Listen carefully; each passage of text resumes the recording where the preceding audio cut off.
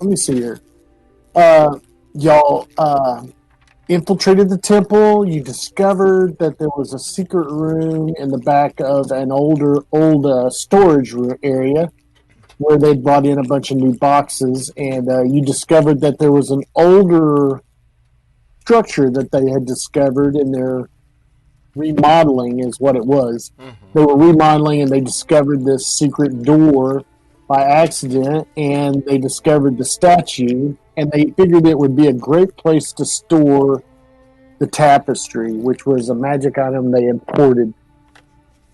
Um, but anyway, y'all discovered that you could move the tapestry without engaging the uh, statue. So that's what you did. You moved it, you grabbed it, you found a back exit out the big skylight in the main temple, and you took that to escape in the dark. Of course, there's quite a lot of moonlight, so it was pretty bright. Y'all were although everything's black and white, as you may be familiar with the great moonlight, it was, y'all were pretty visible. Although nobody at the temple was accustomed to keeping that kind of watch, and all the extra guards were inside the temple patrolling, never realizing that y'all were already inside and had escaped out the top of the dome. And we left off, y'all had levitated, hovered, flew down to a more manageable level down one side of the temple, what would you call it, tower, and y'all were heading towards the city when we left off. All right. That's it. Well, I think Jasper's just flying over the city as a enormous flying praying mantis, clutching the huge tapestry between four of his six appendages.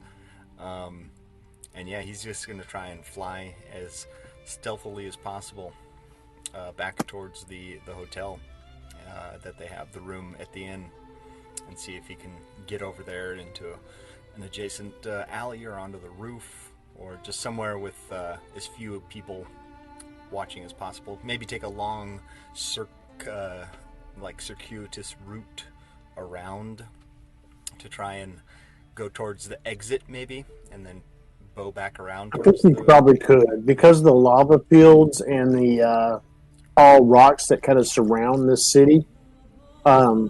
It would probably be pretty easy to take a circuitous route and get closer to where you want to be without silhouetting yourself against the moon. Yeah, just How try about to you, take Clint? the best stealthy route possible to mislead towards an exit or lead away from the inn itself, whatever that looks like through this city. I'm gonna use my spider magnet boots to walk just down the side of the wall, and then just sort of stroll out there, just back along the road, nice and casual. All right, I think I will follow your lead and just kind of, I can fly. It probably would be best if I followed the mantis, so whenever we got excuse me, Jasper, followed Jasper to wherever he's going. That way, Hargis can help him with the negotiate tapestry once we get on the ground.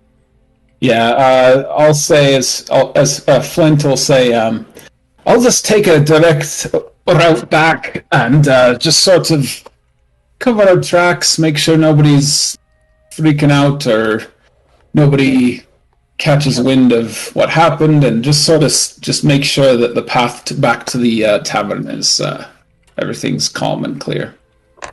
So you go ahead and go with Jasper. That's fine with me. All right, that's what we'll do. Let me just check a couple of things here. Seeing how you're on the ground. No? Okay. Let's check for us flying.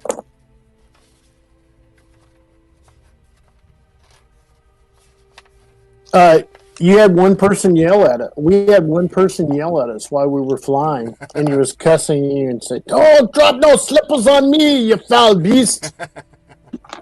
something that affected a bunch of cussing more than anything else, and he was obviously drunk. So uh, who knows if he'll remember or not. And that was our only incident. And as far as as Flint, you didn't have anybody even. You saw a few people lurking around, but they were obviously on some kind of nefarious business or didn't want to be noticed. So it was basically, if you don't notice me, I won't notice you kind of scenario. I will gladly oblige to that. Yeah. And little professional courtesy. Yeah, a little professional courtesy goes a long way. That's right. Plus, what are you wearing, Flint? I imagine you in this crazy armor that pretty much anybody that takes you in isn't willing to test what you're made of. Yeah, it just looks like a suit of plate armor. I've got my helmet down, so my head is bare and everything. But yeah, everything else is just my suit of armor and stuff. Okay. Well, we make it back to the inn uneventfully, but now we still have to get in. Are you still going to be a mantis? So the room. What are my known access points to the room? Okay. Do you remember the name of the inn? I'll look it up. I do not. That would help me. Down. As my mother used to say, she's got her paper brain handy, so.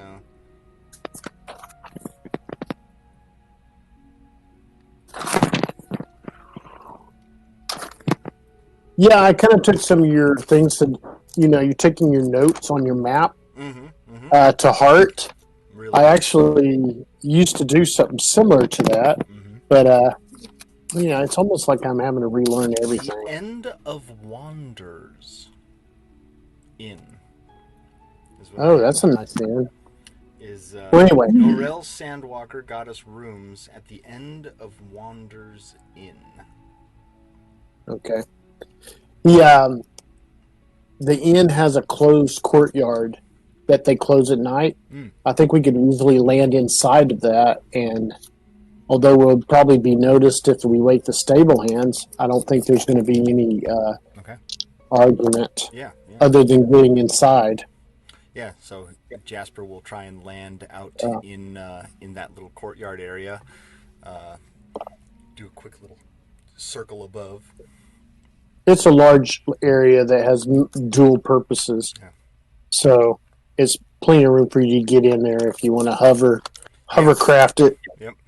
Just do a quick halo sort of and drop and zip back into give everything a good dusting. Yeah, from a giant mantis to it's very much a big Huey helicopter situation for a second, and then straight down and back into gnome Jasper. Okay, well, the stable boys that did wake up look out and then go back inside. They just close the door. And so Hargis goes up to the door, the inn door, because the main gates are closed, the inn door isn't barred. And you're easily to go inside if you want to change form. But then you got to negotiate this 10-foot tapestry into the building and through the furniture in the main room, up the stairs. If Hargis is with Jasper, I think we just pick it up. Very much a little man on one side and a super tall guy on the other, holding all the weight. And that's what we do. Yeah. There's one problem at the end of the hall where our room is. The tapestry won't go in our room. Like it's too wide? It's too long. Oh. To negotiate the door and the hallway. Hey, y'all made me come up with this stuff. I took notes today. Like calculated. If you'd have just done what I wanted you to do, we wouldn't have to figure this out. Jasper's on the short side in the back holding it, and like Hargis is like halfway through the room. He's like into the room, but can't make a turn. Right. And Jasper's like jumping up in there, and he's like, pivot! Pivot! We're You try Austin what you may. Powers back and forth trying to wiggle it in. I mean, you could try all that, and maybe even try bending it. Unfortunately, it won't bend. Yeah. It's not a carpet roll. It's got this rather hefty metal rod going through it, So we have it and it firmly just won't wedged do it. in the hallway, is what And you're plus, saying. it's over a foot thick. It's nearly 2 feet thick, rolled Right. up. So it's Okay. just it's there. I mean, you can lay it in the hallway. How long does this this go on for, Hargis and I? Okay. Oh, half an hour, of course, After unless you half want an to hour, roll for it. after half an hour, Jasper rolls either an Arcana or a History, however you want to play it. But in either case, it came out to a nat 20, and Oh, he stops for a moment and goes, hey, Hargis, does your reduce and large work on rugs? Can you make this thing smaller for just a minute? you see him flapping something and saying three sharp words that, if you could understand them, would sound like cuss words, and the thing gets smaller. Yeah, creature or an object. Yes. Perfect. Oh, great. Oh, I just realized I forgot my dice. I'll be right back. Yeah. Carry on. Flint's still Yeah. panting and puffing back to the inn anyway. He's got a ways. So you managed to shrink it down to just manageable enough to get in the room. Yes. Awesome. It shrunk dramatically. It's even light enough that one of y'all could carry it. I wish we told him this earlier. Those stairs were I so wasn't hard. helping you. The stairs were so difficult. I think Jasper and Aaron came to the realization about the reduce and large at about the exact same time. So. And you look at each other and you think maybe you should cuss each other, and then you're like, oh, hell. It worked. It worked out. whatever works, whatever gets the job done. That was the right thing to do. And there was at least three doors opened and closed again behind y'all as you are trying to do all this. And, yeah. there's no stealth involved after half an hour of struggling with a piano. Just sweating so much sweat. You get that forehead sweat that you only get when you're moving. And the kind of whispers that wake up the whole building. Yeah. Just don't just pick it up. Angle it. Damn it. Look what I'm saying, not what I say. Well, we get it in there. So you get it in the room. Moving is the worst. It's like a fire, lad. I tell you, three moves are like a fire. I need water. I gave you the mug.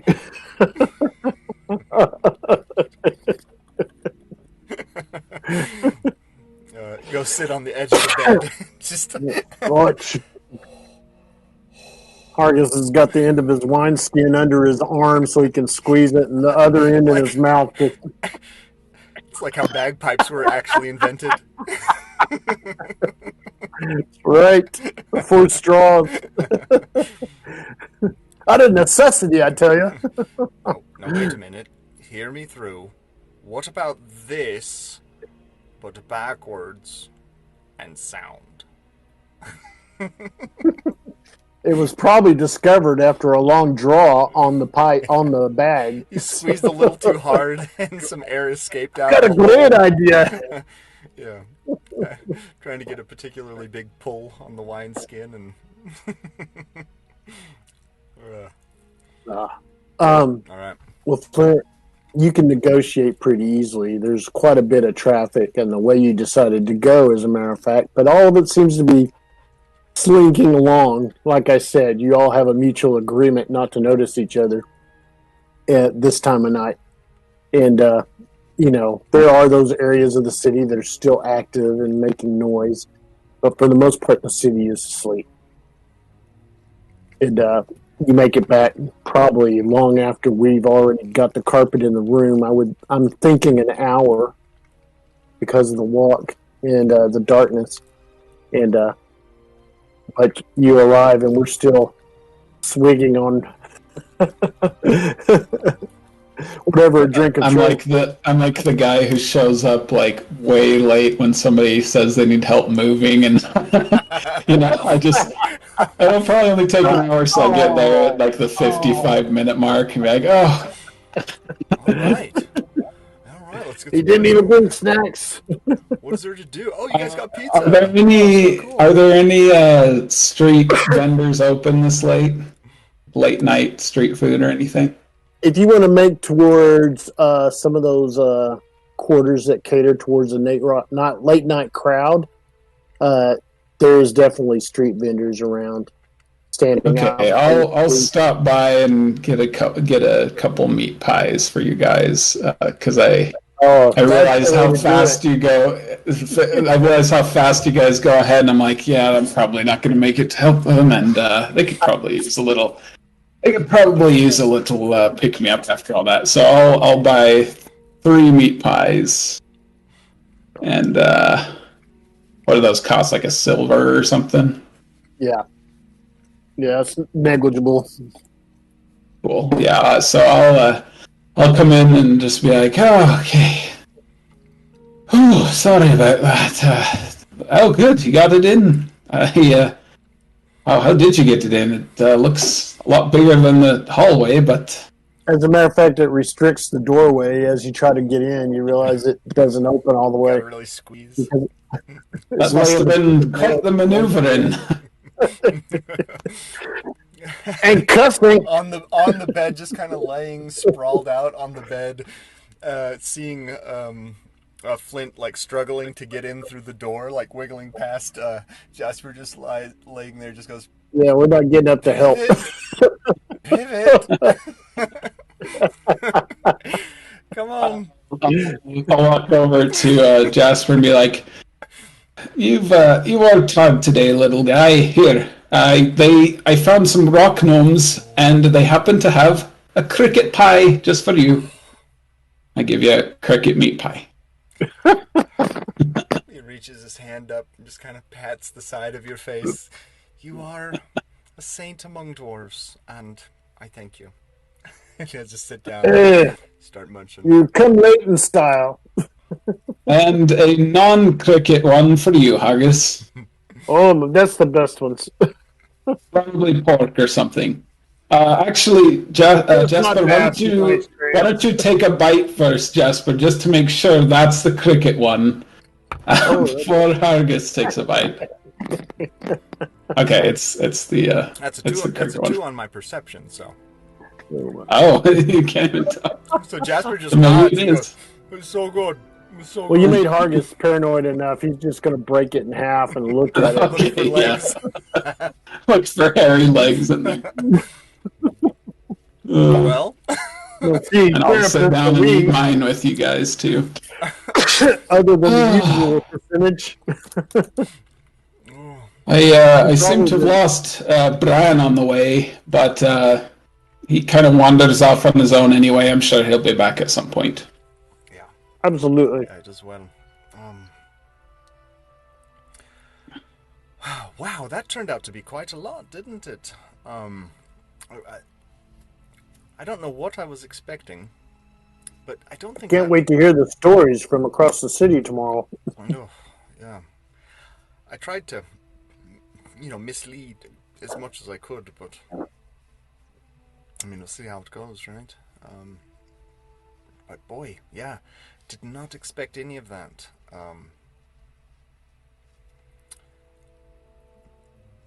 Not totally sure. I mean, my thought at the time was just, I don't want to go into this tapestry that goes to another plane and then not know who's going to be waiting for us if and when we come back out the other side. I mean, did you see the riders going across the plane? It was very intriguing. Inside the tapestry. Yes. They didn't look right. Riders? No, I didn't. I don't think I did see them. And they were way far away. Just a line across the plain. You'd almost have to have some experience in the plains to really notice them. Riders. But I barely even thought about it until we got here because of that statue. What on earth? I don't know. It's no deity I ever seen. Flint, have you ever made or seen or done that? Seems sort of like an artificing sort of thing. It was living stone, right? I mean, that's like up your alley, isn't it? I mean, it seemed a little bit more arcane than what I'm used to. I've experimented a little bit with moving parts and making little toys and whatnot that have moving parts, and then putting a little phlogiston in it just to make it be able to move on its own a little bit. But that seemed to be made out of pure jade, and I don't think it had moving parts. It seemed to be a sculpture, and it was enchanted to move on its own. So that's beyond me. Right. Well, the whole thing It radiated makes- magic, but the necklace glowed like a beacon when I looked at it. The necklace. A necklace, but the whole surroundings, the thing it was the dais it was standing on, the stone it was standing on, and it glowed, but the necklace around its neck was like a beacon compared to what the rest of it glowed. You know what kind of magic it was emitting? Nay. Just that it was extremely magical now. Well, But it didn't look like something they just thought they'd set up on a whim. I wonder if the necklace itself was what was animating the statue. Maybe. Maybe you put the necklace on something, it comes alive, that sort of thing. Hope we didn't need In a it. better mood, that's for sure. Yeah, very true. Well, what do we do now? Well, I mean, are we of a mind that whatever clawed winged beast flew over and kidnapped the woman and her daughters went down that tunnel and went through the tapestry? Or, I mean, that seems to be the conclusion here. What was our reward for this quest again? Is this within our pay grade to be waltzing into another dimension? I was thinking we might possibly chat with the grieving father and talk about that as well. Because, yes, it is quite the thing. We told you about the shadow plane, or at least that shadowy thing we went through in the cave. It was pretty rough going for a bit there, and not the sort of thing I care to do just willy-nilly without considering all the possibilities. So I feel it was as much luck as any skill on our part got us out of that debauchery. Right. So, yeah. I mean, that's part of the question, isn't it? Do we? I don't actually recall what our stated reward was for retrieving them. It was actually 2,000 gold pieces apiece. 2,000 each. That is pretty good. That's pretty good. Was it now? Well, all right. That's probably a reasonable amount, I'd say. That's a big number.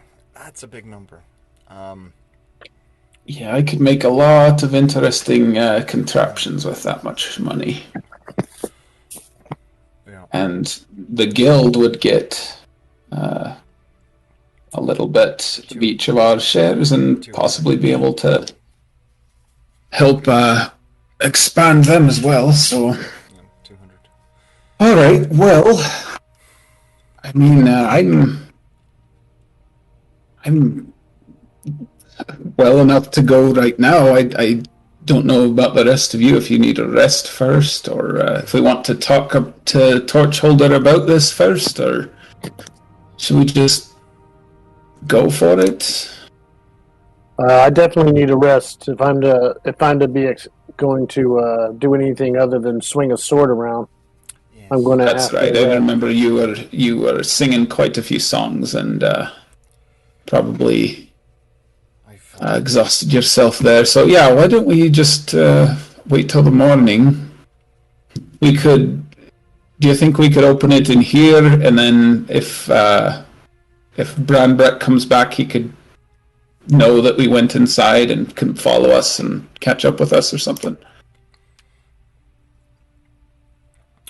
I mean, yeah, I think we'd want to be pretty clear about that. With I don't want to. In fact, we should probably lock the door, and he could pick it if he there you go. came in. But everyone else, we don't want, stepping in and stumbling into the tapestry. So we could do that. One of us needs to learn a few of the little tippy tap sort of like communications he does with people sometimes. You ever seen him do that? Just sort of off to the side, he'll just do like a little tippy tap on a counter, and the bartender will give him wide eyes and then go do something. Oh, I think I heard about that. Some sort of street language Yeah, or something like we that. should have him teach us just a few like small sort of codes that we could leave for him of that. Well, Hargis Yeah. has no clue what you're talking about. Yeah, saying it would be. I thought he didn't wash his hands. Well, perhaps not. Perhaps not. I thought he was trying to flick something. Yeah. Well, I can do a little bit of magical tinkering and make it so that if the if someone touches it, it'll emit a recorded message. So I could do a little tinkering on the lock, and when he starts to pick it, he'll poke it, and then it'll kind of explain, maybe in code, what we're doing, and maybe he'll be able to follow from there. But everyone else won't know what it means, or something like that. Right. Well, we can count on him picking the lock to come into the room. So if you can manipulate an object to do that, how about we just get a piece of cloth and write his name and says, Bran, pick me up, or something like that. And then we can have that in the room and have a reasonable guarantee that it's only him coming in. I mean, if that's true. I guess I was thinking. I mean, we could just write a note if that's the case, but. Yeah, that works too. Yeah, that makes. But sense. I guess I'm just worried that he'll not come in the room, but he would, right? Is there even stuff in here? He wouldn't just. He wouldn't let a locked door stand in his way. Yeah. So there's so many things. He's just leaving the sealed note at the front counter. I have a ring. We could just wax it and. That's true. Just tell him, Bran, come upstairs ASAP, sort of a thing. So what are we thinking here? Opening the tapestry here and going through, or are we going to take it someplace? Well, I think that inconspicuousness is key here. We got to sort of do this in secret. I don't think it'd be good for anyone else to see this. So if we can unroll it here big enough for us to step through, I think that's the best plan. I imagine first thing in the morning we just hop on in. So yeah. It's a big. Can we unroll it? Does it look like it'll get to a point where we could unroll it enough to jump through? Well, the ceilings aren't that high in here. Well, no, they're 10 feet. They're 10 feet ceilings in here because of the heat They tend to build everything a little higher ceilings and stuff. So, if you could figure out a little way to tie it up, I would think you could. At It least might have to. It might have to unroll along the floor and then up the wall and up the ceiling a little bit. Yeah. It might have to. You don't have a lot of extra room for the tapestry. As I said, it restricts the door opening. So Yeah. Well, we'll do a test unroll, and then once we're fairly certain it'll work, then I think we just kind of roll it back up and go down for the night. Then, huh? Okay. It's good to me. Argus gets on one side, or you want to just use unseen servant?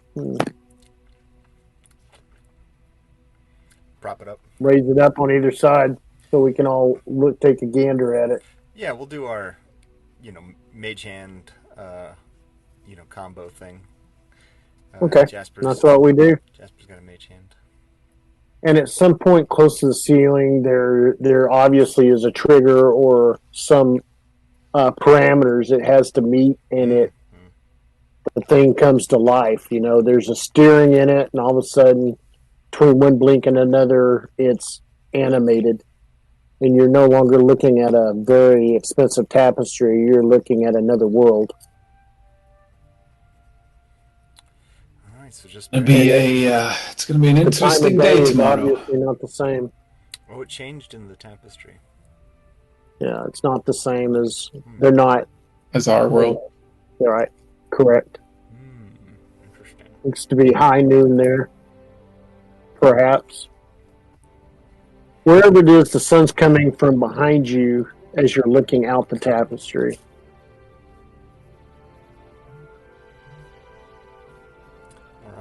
All right. Well, let's get some rest. Okay. Jasper, I noticed you were using a wand. Now that you are kind of embracing your magical powers a little bit more. It's his same staff. It just doesn't have a string on it anymore. Okay. Do you mind if I take a look at that? I think I have a little gadget I can attach to it that might make it a little bit make it shoot a little bit straighter. Yeah, sure. And I apologize for the confusion, but I don't shoot actual arrows anymore. It's just. Oh no! Whatever you shoot out of it, the flaming darts that you shoot out of it. Really? Those glowing guiding bolt. Right. All of that stuff, it can just sort of stabilize it a little bit to make it a little easier to aim. Really? Yeah, so like a poofy ball and some aiming pegs, really? Perhaps a balancing rod. It's like a little off the end of it. phlogiston booster pack or something. It's a stabilizer. Yeah, it helps you. When you're aiming at someone, or it works for anything. It works for a wand or an orb, a staff in your case, and so I think I can calibrate it a little bit and might make it a little bit more powerful for you if you wish. Jasper will twirl his staff around and present it to Flint. Thank you very kindly. Never hurts to have a little extra accuracy on there. Kind of a weird thing, shooting semi-intangible bolts of pure magic at things and trying to pretend kind you're of an archer. Awesome. But that's where I'm at the moment. So. Do you really need to aim? Do you have to aim them? A lot of the spells are spell attacks, so I imagine there's it's aiming kind of with your mind or spirit or wisdom, depending on your casting class. So you do aim, but it's sort of aiming in the more spiritual, holistic sense. So yeah. Also, Hargus, did you want your armor to be... Oh wait, did you... are you full up on attunement? I have 3 things attuned right now, and I think that's my limit. It is. What about you, Jasper? Are you you don't wear armor at all, right? You've got your special That's right. Yeah. magical armor. All right. Yeah. Well, perhaps I can work on Brand's armor then, but I have a way of Well, maybe you can tell me. uh, Was the heart? What did I need to attune the heart? I yes. know the one I had, I didn't. Okay. Yeah. Yeah. Then I'm pull up. Okay. You pull up. I've got the Sounds dream good. gallery, I've got the neck. No, the necklace is not attunement.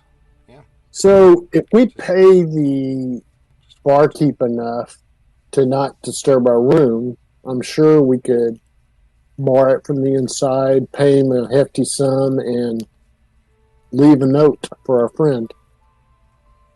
Right. Sounds good to me. Yeah, that should work.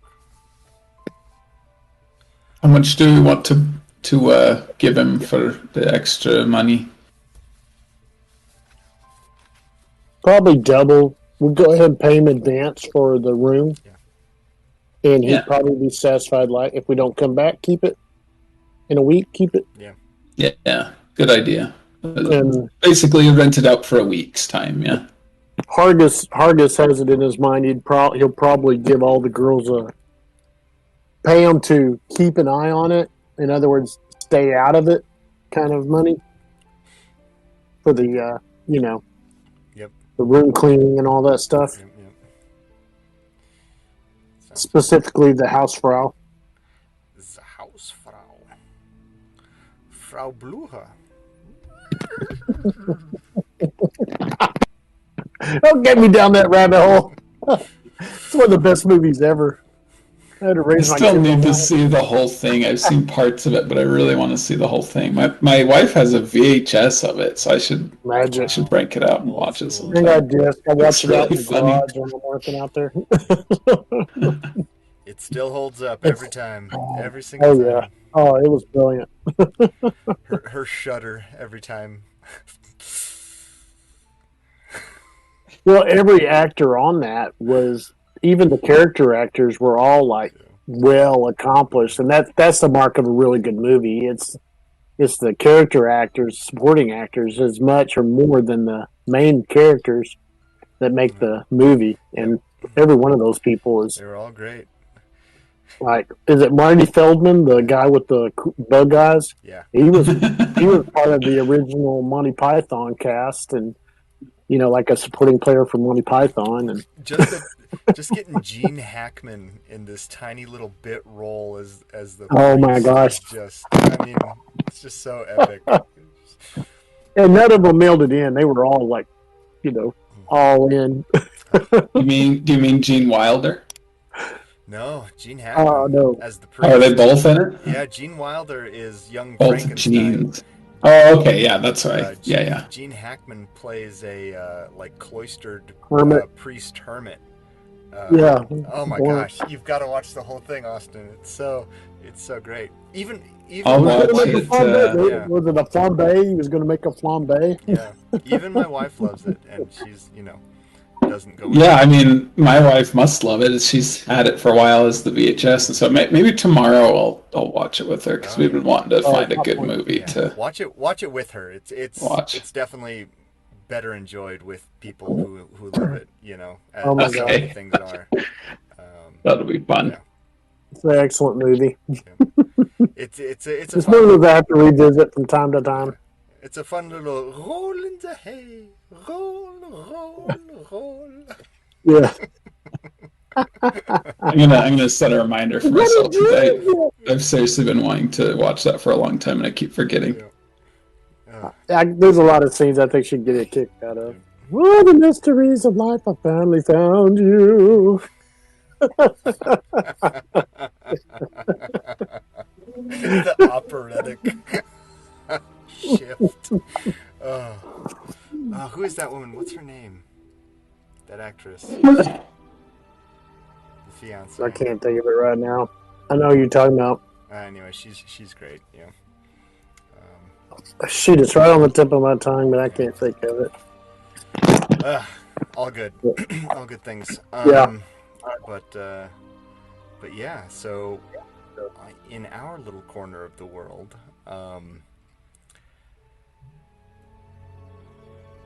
Flint, Hargus, I mean, I guess it's not terribly late.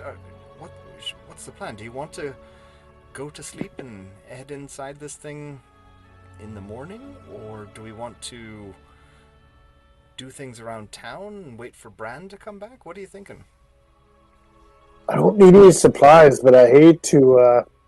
Just as y'all have your misgivings, I have my misgivings about jumping into a portal into an unknown, possibly other dimension or world by myself. Especially if there's armed priests or perhaps a dragon. Whatever that flying crazy creature is, yeah. I've been sitting here with the tapestry open. There is a breeze coming back and forth. There is, let me see. Oh, let me see. Maybe I rolled really good here. Oh, yes.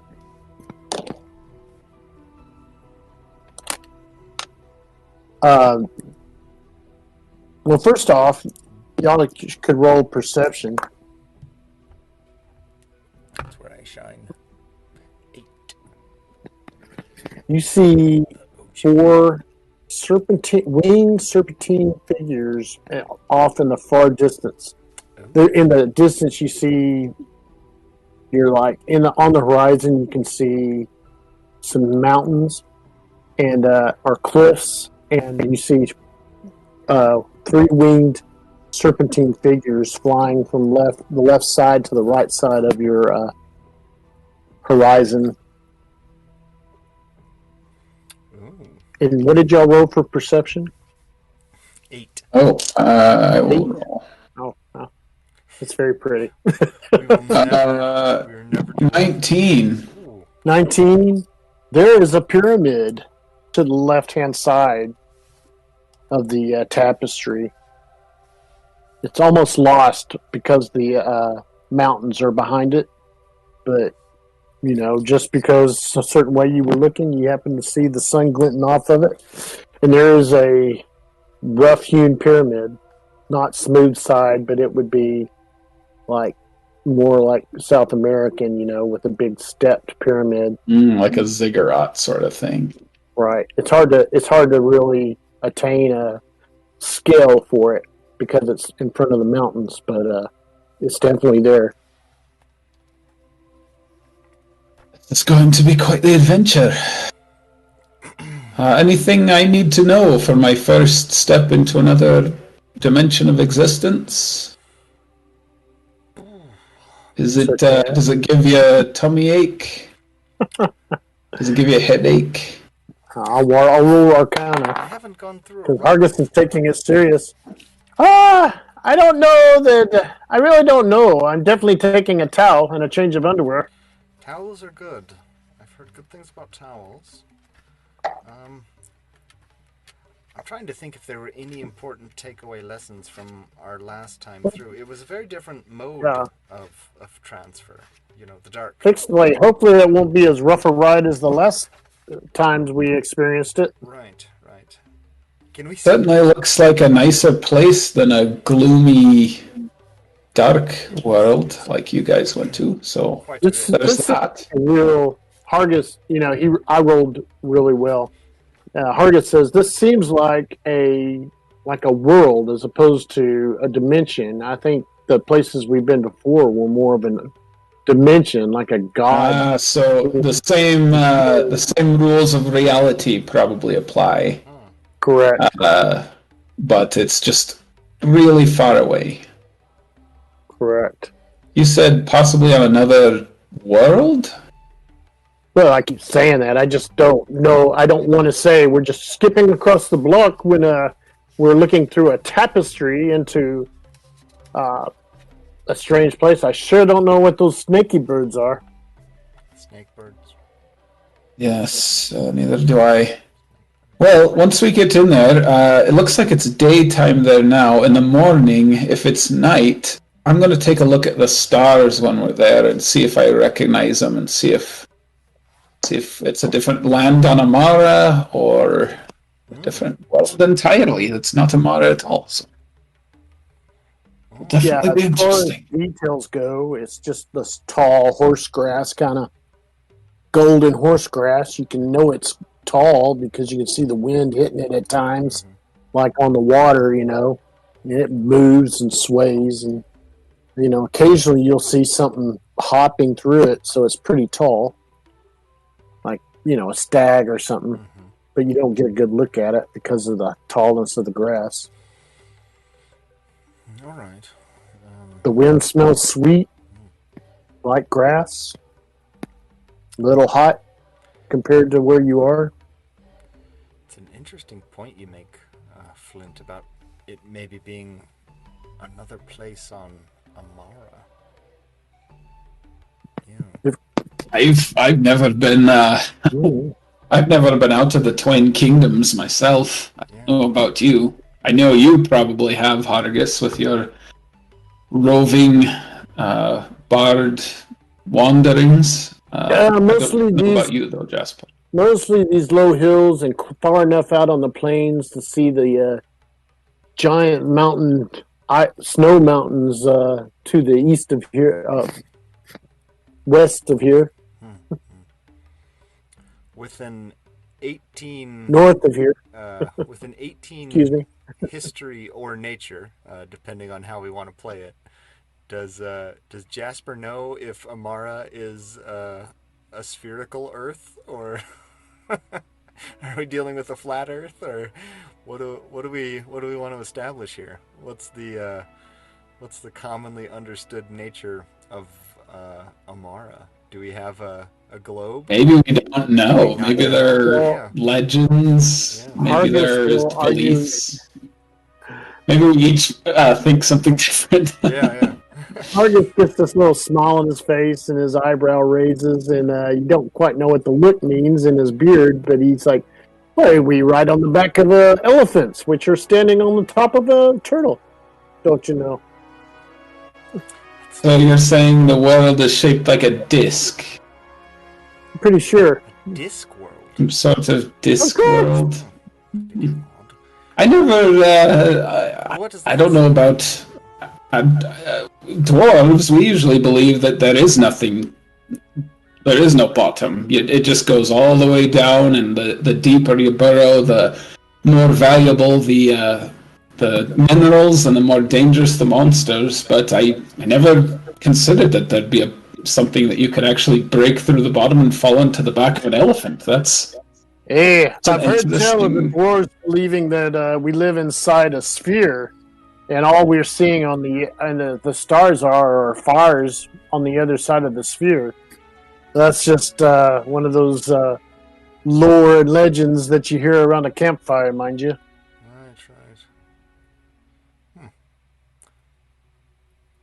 Trying to decide what the gnomish artificers of Copenhagen believed about the world at large. That's a tough one. They would probably have a little bit more of a scientific.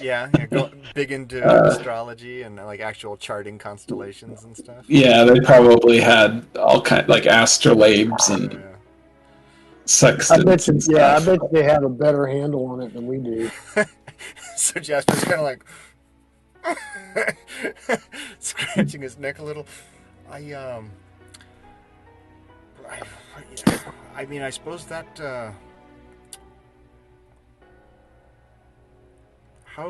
there's a telescope anywhere. It's going to be in the gnomes will have it. I wonder. I mean, it would be crazy if it just went around, the whole way around. So you could start here and then just walk in a big circle around, like a great large tangerine or something, or an apple. So you're holding on to the theory that we're living inside a sphere, are you, lad? But on the outside of it. Oh, on the outside? That's ridiculous. Well, that's no different from Argus's theory, you'd fall off the edge, and it might as well be a disc or a sphere. Either way, there's no way you could walk sideways along it. So That's a good point. You make a good point there. I just never questioned it. me neither, really. Only the gods know, really. I mean, when your grannies say something like that, you just say okay, so you can get away. I'm trying to think what's happening. The only way you could know is if you had some kind of a device to fly higher than any bird, higher than anything, just high enough to where you could actually look down and see for yourself what shape the Earth was. I heard a story once from a trader who speaks of a ship that flew into a port far away from here. When I was a lad, nobody believed it existed because it was way too far away to be real. But the trader that I spoke to spoke of a ship that came into port along the Great Sea that never touched the water and just settled into its berth when it got to shore. And those sailors were an odd lot and spoke of places no one had ever heard of. That's one thing I've always wondered, is what's on the other side of the sea? I've seen maps and whatnot, but I mean, what could possibly be on the other side of the sea? Someday I'd love to know. That's why I'm always enamored by dragons, because of the knowledge they know. And they probably never tell it because they take it for granted. Maybe if we were all a little bolder, then we wouldn't take things for granted. You know? rock gnome joke. We could be laying in a cemetery somewhere drinking ale and solving these problems and these great issues. That's interesting. At least tomorrow we'll find out about whatever this new place is. We'll at least be setting foot on some land or place that it seems not very many other people have. At least, not that we know of. I wonder if you could get so far away from where we are that the time of day changes because the sun hasn't caught up to where we are here. That sounds like really far away, and that seems to be the case in the Tapestry. There are those gods who have been known to outrun the sun.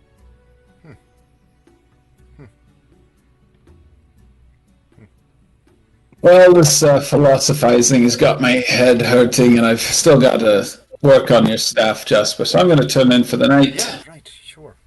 Again, and does anybody need to do some shopping before we go tomorrow? Oh, I hope I'm prepared. I've got my devices, got my tools. I just need to restock my backpack out of my cart. Right. Yeah. Got some rations. I think I'm good to go. I'm okay. Yeah, I feel like I'm doing more fighting than any bard art to. At some point, I probably should think about upgrading my armor. Well, I can give you. I can imbue your armor with resistance against. I can make it resistant to fire or cold energy or acid. One of those types of damaging energies, if you want. It doesn't require attunement, so you'd have to choose between your two swords for the journey. But that's one thing I can do for free. Just a little phlogiston battery on there, and powers it up with a little shield generator. That sounds very appealing to me. I think you offered before, and perhaps I didn't give you a good answer. And I'll pull out the sword. Hargus pulls out the sword, and he says, "This long sword belonged to a prince that I served when I was young. It probably sent me down the road. In the long term, it poisoned that young bard to the point that it brought me to this road I'm on now." Yeah, I don't know what you want to if you understand that or not. I think we've all seen our share of war and disappointment in our lives. And this sword is a mighty slayer. He pulls out the scimitar in a fierce destroyer. Probably not fit for a bard, but I've got it. And the only downside is there's a dark spirit attached, so I have to use it with discretion.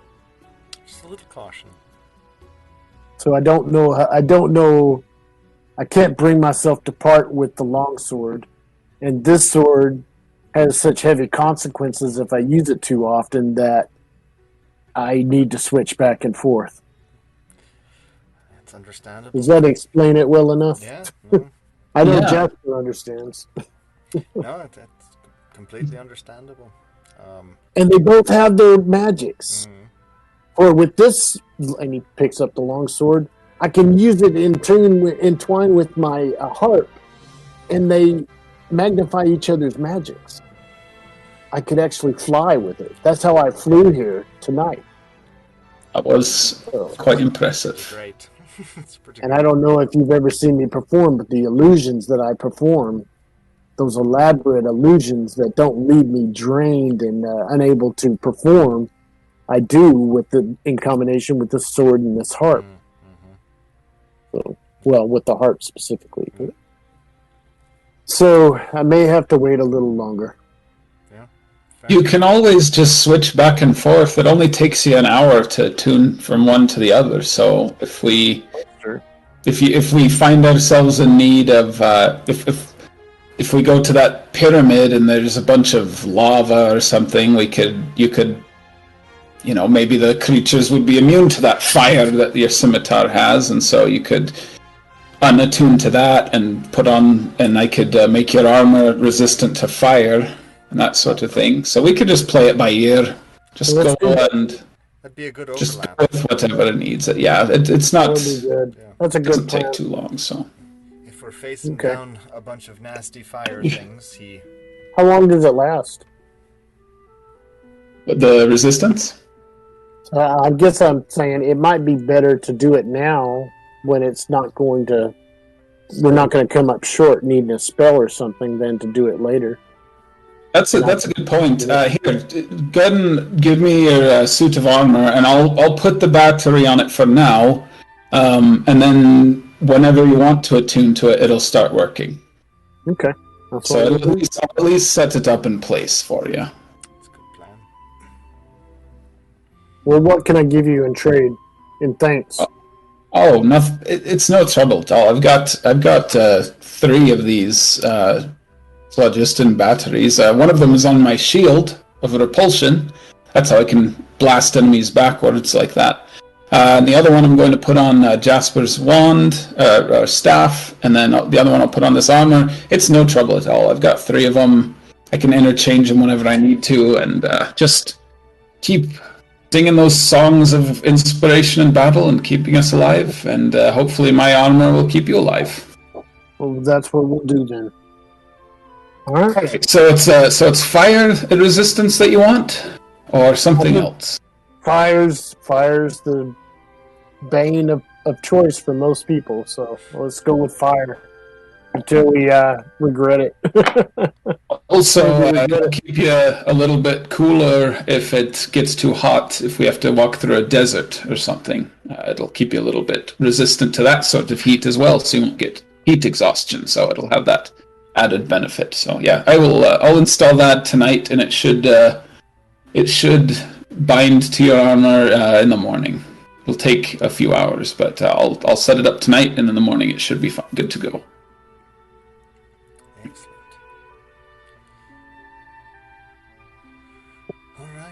All right. Well, Hargis is going to step out and do his usual thing. And his reasoning is people are watching us, and that it's better if I'm seen and not disappear one night when all this crazy sightings have happened and I've been questioning around the city and stuff. So he's kind of allaying suspicions and also gathering information and doing the thing he loves. So very good. Okay. We'll close up the tapestry so that it shuts off and doesn't let anything in the night. There is a breeze going both ways. Yeah. So turn off the tapestry for the night. Probably a good thing.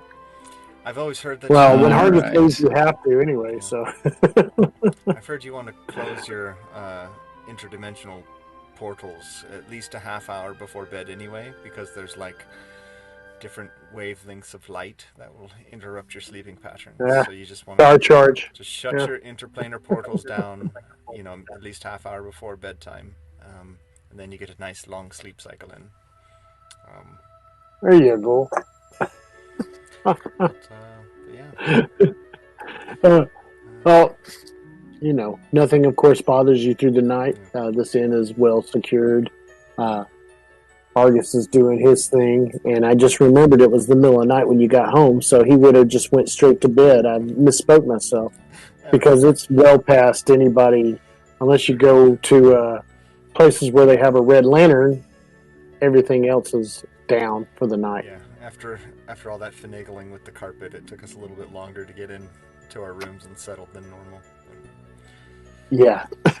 Jasper it would have been a lot more Jasper will just kind of lie there in full bed bar room before going to sleep, pull out a necklace, a little piece of stained glass that he got from Brisa on a necklace that he keeps like inside of his armor, and just kind of like hold it up to the light coming in from the street, like a street lamp, and just kind of look through the little bits of... So watch a candle flickering behind it. Yeah, just kind of like put it through for a while and just kind of hold it for a bit. And...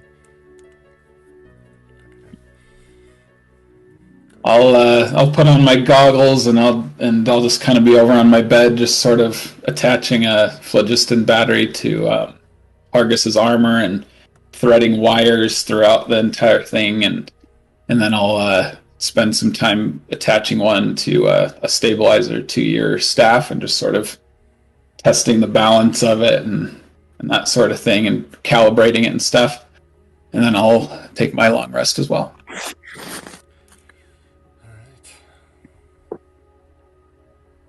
And then in the morning, I'll give it to you, Jasper, and you will. So you have, as long as you're attuned to it, you have a +1 bonus to spell attack rolls, and you ignore half cover when making a spell attack. Very cool. Well, it's a little bit more precise. Cool. Morning comes. You hear the maids bustling in the hallway, and you smell.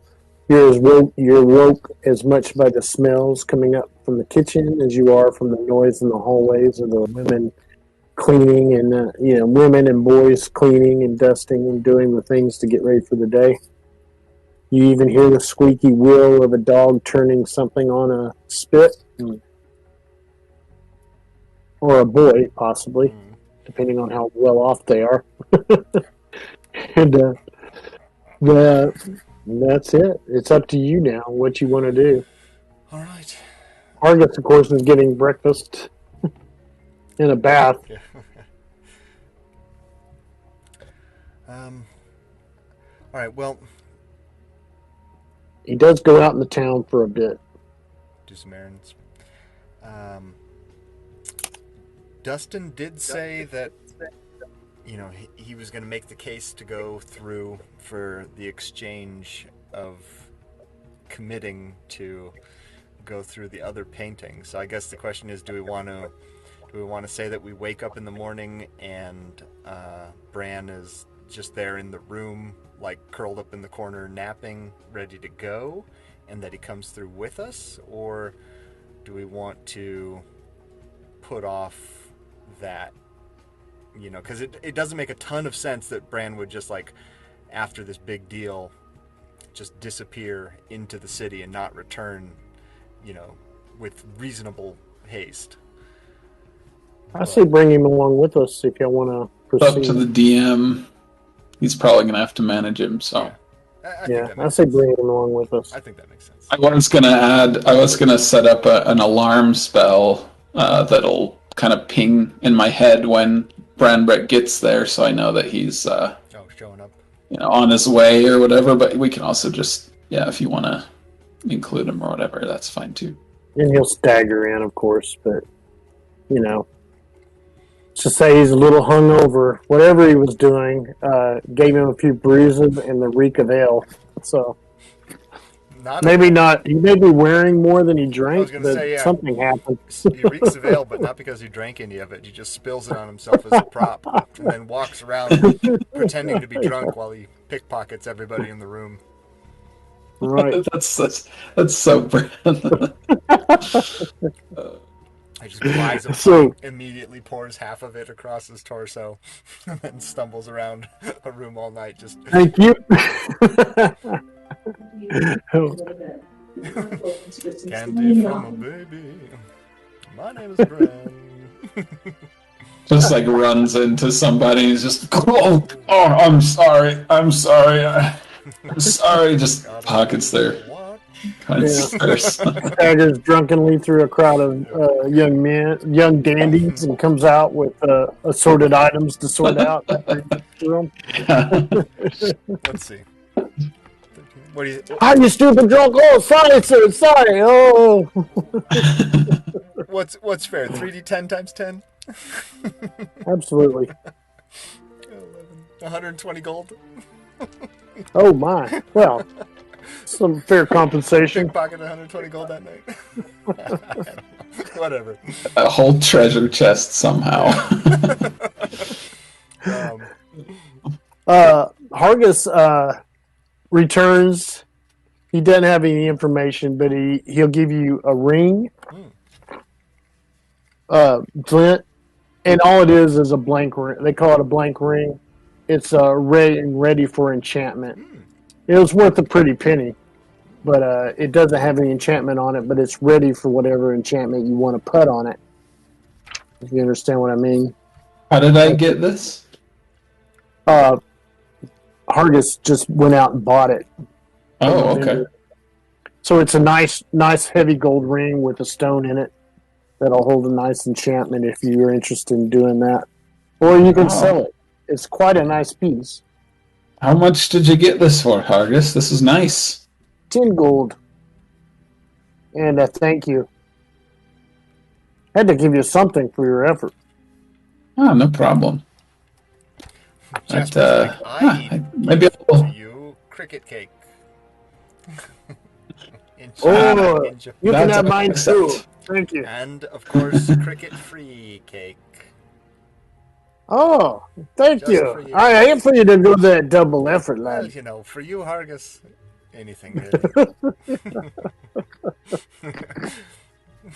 So I will go down and eat breakfast and the cricket cake. I'll mark down that 10 gold piece ring that could be useful for making some kind of magic item later. And that extra 5 HP, baby. Yep. It has 10 gold and it has a 10 gold stone in it. Okay, so 20 gold pieces total. Correct. I'll just good to know. Mark that off again. Boy, this whole time I haven't used any of my alchemy. I have 1 alchemical fire and 6 alchemical acids that I've never used. What do they do? Minor damage. The equivalent of throwing a Molotov cocktail like Hargus? Yeah, the alchemical fire is pretty good over time. It's kind of like napalm, right? It does low damage, 1d4 per round, but it requires an action of DC 10 to put out. So. Oh. That could be useful against a spellcaster. Yeah, could really distract him if he's trying to concentrate on something. Yeah, I just felt I haven't really encountered a moment where it seemed useful to use, just seemed like there were always things that did more damage, so... yeah. Well, who knows? The perfect situation might show up. Yeah. Well, flasks of oil are infinitely more handy for burning stuff down. Yeah. We'll see how it goes, but... one of my favorite moments, just riding around the forest, setting stuff on fire. Hey, you bug-grape bastards! Remind me in case I forget if there's ever something you need some acid for that you can think of, let me know. I've got a few vials of it, so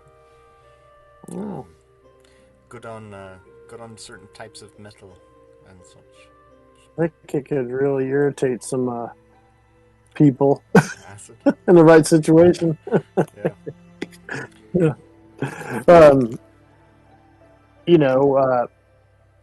Hargis, as he went out, I guess he'll go ahead and he'll make all the pay everybody. He went ahead and paid the. If you'll write the note, he said he'd go ahead and he went ahead and paid them, and he'll give you his ring if you want it. It's just a harper's ring. It's got a sterilized harp on it, so Rambra can know who it is. Well, are we going with him not showing up then, or are we going with him having? Oh, that's right. I say we go with him showing up. I just had that plan in my mind. Yeah. But Hardest went ahead and paid everybody, and he paid the,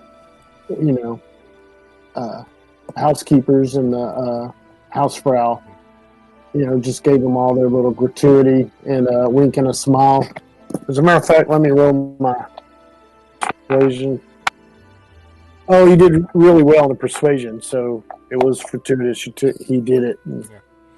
We'll say after everyone reconvenes in the room and we fill Bran in on our plan, he makes a long, convoluted argument that manages to get Jasper at least to commit to going for the Dark Knight sword painting quest at some point in the future in exchange for... Sounds like yet Yeah. Sounds like yet another great way to lose our souls. Yeah. You can see Jasper's just like so frustrated because he hates that painting more than anything, but he really wants to go. It's so dark. And hopefully, save this mother and daughter from the thralls of whatever horrible creature kidnapped them. So he's willing to buckle to Bran's persuasion. I mean, he might make a really good argument, but you're still welcome to just, I mean, that happens all the time in real life. Well, it was a barter situation, and he out-bartered Jasper. Jasper's more committed to this immediate goal. He wants to get in there now. He wants to go in there and, save the mom and daughter. And Bran was able to, argue delay on, unless you want to go do this thing next. And then, okay, fine, that's fair. I'll go through right now, tit for tat. Hargis, if you say it the right way, just like dragons, he doesn't have a use for dragons. But if you say it the right way, he's like, oh, all right. Yeah. Yeah. But think of the tale you could make from that. Yeah. Oh, yeah. Oh, okay. So eventually, after all that, Jasper has reluctantly agreed to go on the Dark Knight in the painting quest. The things we do. Yep. What we do in the dark. Anyway, I guess it's up to y'all to tell me what you're going to do now, really. Well, I think we unroll the tapestry. We're ready to go then. Yeah. All right. If we want to get back out, are we going to secure it to the ceiling somehow? Absolutely. Because our unseen servant won't help forever. Yeah, absolutely. Secure it as best we can. Last thing we want is this thing turning off while we're inside it. The worst. Bar the windows, spike the doors, put the bed up in front of the chimney, everything to keep anything else out of here. And should I put some kind of a message on the door if somebody tries to open it? Then it says a little message of... Yeah. I mean, maybe I could just have it be our voice to say, "Don't come in." Yeah, there you go. That would be excellent. I'm not decent. Very good idea. And I won't be for a while. Hargis filled you in on what he's done this morning, and but I think that would be a great idea. All right. Well, then I will use my magical tinkering, and I'll just get out a little wire and wrap it around the lock, and then just say, "Does anyone else want to record the actual message, or do you want me to do it? I'm not much of an actor, but I I think if we're going for a good performance, I think Hargis is probably our primary actor here in the group. All right. All right, so Immediately. Late I'll on thick, boyo. yeah. So when you see the little sparks start coming out of it, just go ahead and recite your Stay away message. your line. It can only be 6 seconds long, so just Okay, he's standing ready at the end of the bed. The minute you say go, he starts lifting the bed off the floor and whacking it on the ground. Hey, give me a minute! Okay, but what if they come back in a minute and then they hear that again? We might have to make. What's something we could say to make them stay out of here for a really long time? Okay, rattle the bed. Go the fuck away! That works. We'll go with that for now. I'll just tie the wire together and then I'll just tap the lock and it plays that same message. I'm like, all right, we're good to go. That's excellent. Go the fuck away, you bum rushes! I can also do this with to make it emit. I can make things emit a sound if you like. If you have trouble sleeping at night, I can make something make the sound of waves or bird song or something like that. So anyway, really nice. Just some of the first things I learned in my artificing training. Yeah. My head's kind of handy right now. That's really good. I've always been fond of the sound of wind through the caves. It reminds me of home. So. Oh yeah, easy to do. I have rope. We can lash the pole that the tapestry is attached to the ceiling. We'll hoist it up. Basically, yeah. Let's do it. And go out to the barn. We can get whatever we need to. And I've got all kinds of tools, so I could help, nail it to the ceiling or whatever we need to do. So secure it good. Yeah, I blew 100 gold on the. I better write that down. I just blew 100 gold on the gratuity and the week's board. That should keep them off our trail. I really don't like the idea of being trapped on the other side of the looking glass. No. So. No, that sounds. I know that's paranoid, but. No, it's. No, not at all. I think the rest of us just weren't brave enough to say that. So. That's exactly why I wanted it out of the temple. It's because I was afraid of what would happen when we were on the other side of the tapestry. So. I think that's you're going to find out that was a great move. But, yeah. We'll see. All right, so we'll fix the tapestry as well as we can. So there's no chance of it rolling up on itself on its own. And then we're ready to go through, I think. Argus is just sitting on the edge of the bed, watching y'all. Like he's holding on to it looks like he's got a unhealthy grip on the edge of the bed. So, who's going through first? I'll go first. I'll lead the way. After all, no one hasn't been to a different world yet, so I think it's my turn. He shoves in right behind you. And I'll just square my shoulders and just confidently walk through the portal. All right. I guess Hargis and Flint get to roll a dice for observation or perception. As you walk through?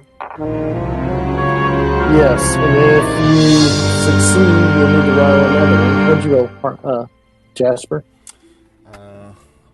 I rolled a 3. Well, Flint, hold up. You got to roll for something else. You rolled a 3? Oh, okay. For perception. Jasper, what'd you roll? For perception, I rolled a 14. Okay. Well, you see Flint as soon as he walks through the tapestry, he drops out of sight like he stepped off a cliff. Do I hear a distant scream? You don't hear anything, but you do see him fall. And Flint, you made basically a 2-story fall. How many feet? Out of open space, so it's about 20 feet. How? All right. How fast was the fall? Did it look to me like he was like falling, or did he just like disappear? Like what did Jasper As perceive? soon as he stepped through it, he looked like he fell. He fell forward. Like His step, there was nothing there. okay, so like a full gaffer fall sort of thing. So I guess you could roll your dexterity. Well, shoot, I don't know what you'd roll against though. If he's falling, and Jasper recognizes that he's falling, then Jasper would cast Featherfall on him. Okay, you can attempt to do that. Just do a quick check on it to see if I get it off quick enough, or yeah, please. Okay. Dexterity check, initiative check. So, if I do it initiative, I get a 15. If I get Dex check, it would be a 15. So same either way. It was successful, but it didn't affect Flint. Oh. He just drops out of sight. Try and cast it. I dispel the magic, but it doesn't. It's not effective on him as he is through the tapestry. Right, as he passes through the tapestry, it just doesn't go. It doesn't travel that far. Okay. And Flint, you basically fall into the grass and the dirt, and you'll take like half damage for a fall. All right. Every 10 feet is 1d6, so I'll just roll 2d6 and see how much damage I take. If you get a successful dexterity check, I'll let you take half of it because it was a softball. I'm not dexterous at all, but I can roll. Tuck and roll, baby. I have a negative 1, so yeah, a 1. So I just fall hard, like just. So I'll take 6 points of a lot of damage. Injury. But I did have my defensive field up, so I actually only took 1 point of damage total. Awesome. So you guys didn't see this, but when I landed, just my whole armor just flashes, and there's like these hexagonal patterns all over it. It's just like, as it absorbs most of the damage, and then I'm just kind of like, just kind of got the wind knocked out of me.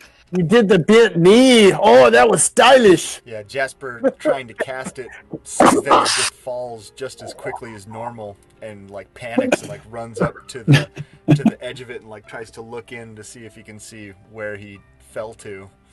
I can't see him. I'm just gonna.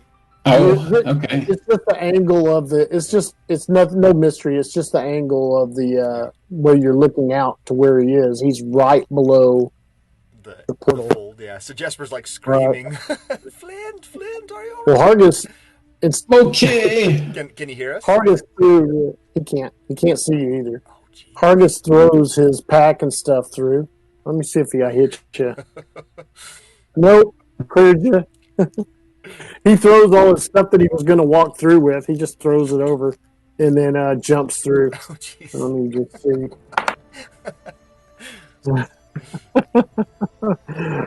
Well, I succeeded. You might want to roll to dodge.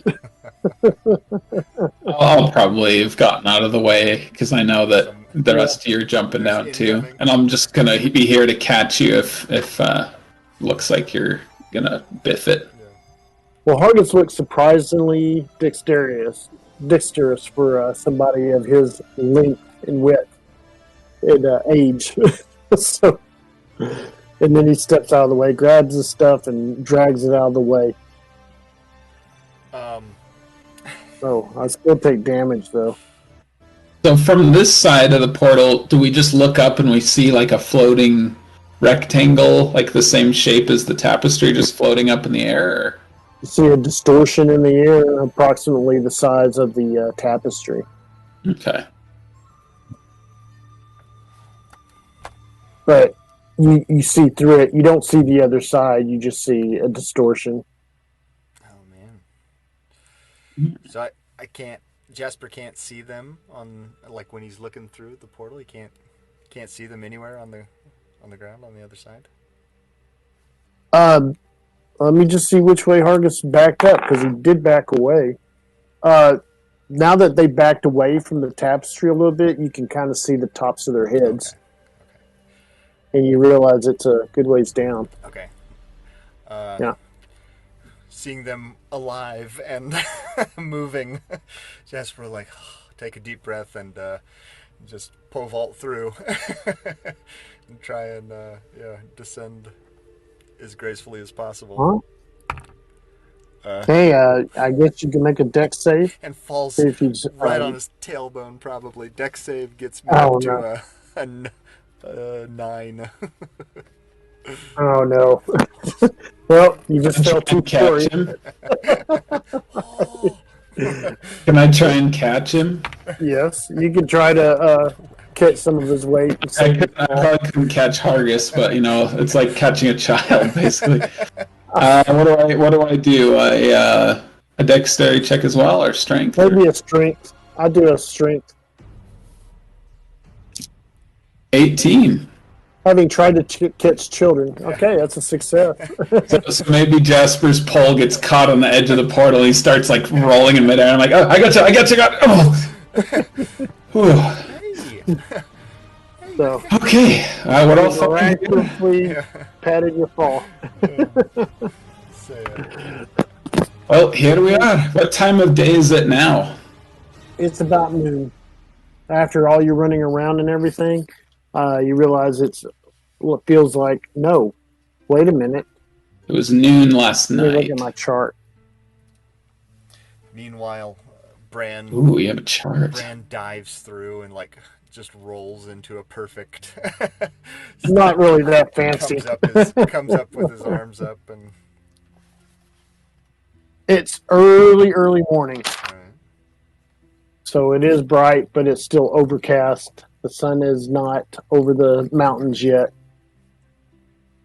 All right. Kind of the grayish sky. Right. Cool part of the day. And you're standing in grass that's over y'all's heads, up to Targus's chest. It's almost like a bamboo. It's real, it just rattles when you walk through it and stuff. Mm-hmm. If you're familiar with horsetail or anything like that, just tall plains grass. And as far as you can tell from here, that's all you see is grass. And the mountains in the distance as you face, I guess it would be southward. And it's up to Hargus's chest, you said?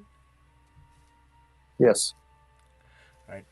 Jasper, being held by Flint, will pat you on the shoulder and think, oh, all y'all see is grass. It really is grass. Flint, I appreciate that very much. Thank you. I'm pretty sure that was going to be right on my lower back, and I appreciate you saving me from that one. Let me just and he'll start like climbing up onto Flint's shoulders, and then jump over to Hargus's shoulders. Hargus, incoming, buddy, and right you are. Jump on there. Just kind of like palm his head with both hands. Get on top. You can sit on top of my back. Position himself with his staff there and just kind of look off into the distance. Right. I'm not your destrier. Well, But you can ride on the backpack. Let's be practical here. You're the tallest of us all, Hargus. I'm just going to have to follow in your wake, depending on what direction you're going. Well, he basically describes what I described to y'all. Yeah. And you realize that it's not as flat as it looks. You're probably in a little depression. But we have a general idea of a pyramid, like far in the distance, huh? Right. Argus is over yonder, which I guess, let me see. I was going to say, where's sunrise at this point? Because it's early-ish. Oh, yeah, that's the only way we'd be able to navigate, huh? We perceive an early morning. It's rising. It's in the east, so the pyramid would be kind of to the northwest. Okay. That's as good of a place as any to start, I believe. If the ladies were taken somewhere, I'd say it'd probably be the nearest landmark like that. How are we going to find our way back here? Like, looking around, are we just in the middle of an endless field of grass with a vague, shimmery distortion above us that we can, like... You take the time to just basically walk, just walk in place in a circle.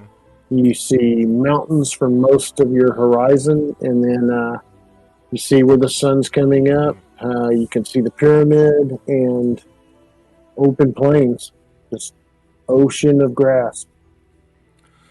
Well, why don't we get why don't we just cut some grass in a circle below the portal? Does that sound like a good plan? And then we'll just try and find this, or... Yeah. No, that does sound pretty good. The ground seems almost hard-packed, like it's maybe high summer. It's fairly warm, a lot warmer than where you left from. So, anyway, you start chopping. Hack a big old circle around, trying to cut through it. Yeah, just sort of make it big enough to where we could reasonably see it from... I guess can see it from a distance. Yeah. Jasper's prey. If you're using an unenchanted weapon, it goes dull fairly quickly if you're using a war weapon. Jasper prays to the Tree Father for his sacred holy power to cut grass. And assuming the grass fails its dexterity save, it takes 2d8 radiant damage. Well, he hears you. You feel good about it. Yeah. Well, your bountiful harvest provide. Can you use Sacred Flame on objects? It probably